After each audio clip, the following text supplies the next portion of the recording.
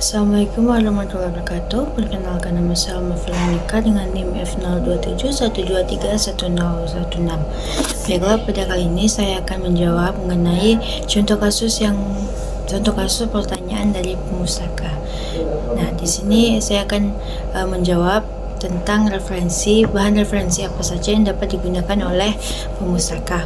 Nah, di nomor 1 itu ada contoh kasusnya, itu saya membutuhkan informasi tentang siapa saja yang pernah mendapatkan hadiah Nobel perdamaian di dunia ini. Nah, saya akan menjawab dengan memberikan bahan referensi, yaitu buku dari The Nobel Prize, yaitu What Nobel Really Wants oleh Frederick S. Haverham. Nah, itu alasan saya memilih buku ini, itu karena buku ini membahas sejarah hadiah Nobel perdamaian dan membandingkan penerima penghargaan dengan Vicente Alfred Nobel. Cocok untuk pemustaka yang ingin memahami lebih dalam tentang filosofi penghargaan ini. Nah, buku ini juga cocok untuk pemustaka yang ingin memahami lebih dalam bukan hanya tentang daftar penerima Nobel perdamaian di dunia, tetapi juga apakah mereka benar mewakili esensi dari penghargaan tersebut.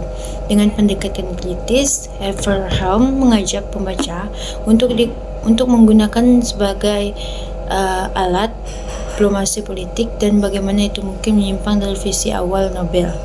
Lalu contoh kedua kasusnya, itu saya memerlukan informasi lengkap mengenai siapa itu Albert Einstein, Thomas Alva Edison, Soekarno, dan B.J. Habibie, karena selama ini saya hanya mendengar dari orang-orang secara lisan.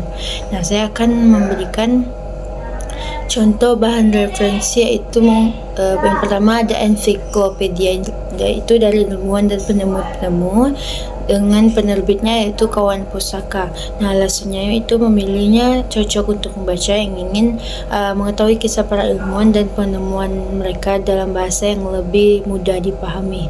Lalu ada buku dan biografi resmi, yaitu dari Albert.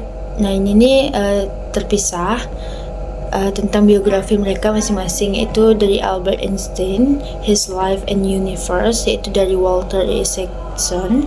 Lalu Thomas Alva Edison dari Edmund Morris. Lalu Soekarno, Bung Karno, dari penyambung lidah rakyat Cindy Adams. Lalu ada B.J. Habibie dengan bukunya, judulnya yaitu Habibie dan Ainun karya B.J. Habibie.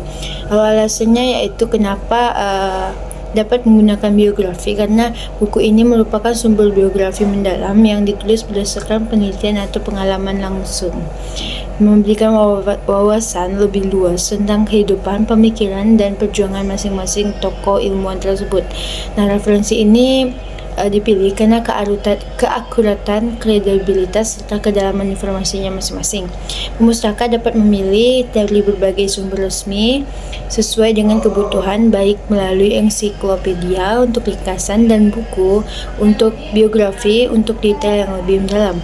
Lalu ada contoh kasus yang ketiga, yaitu saya memerlukan data-data tentang silsilah para wali songo yang menyebarkan agama Islam di Jawa. Nah, itu saya akan memberikan contohnya, yaitu buku dan ensiklopedia cetak, yaitu ensiklopedia cetaknya itu bisa berupa atlas Wali Songo, yaitu dari Agus Sunyoto.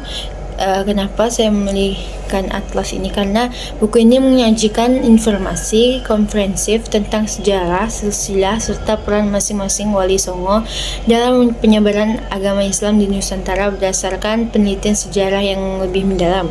Lalu ada ensiklopedia Islam Nusantara dari tim Pustaka Kompas, yaitu memuat sejarah penyebaran Islam di Indonesia termasuk silsilah para Wali Songo dengan sumber yang berbasis literatur klasik dan penelitian akademik.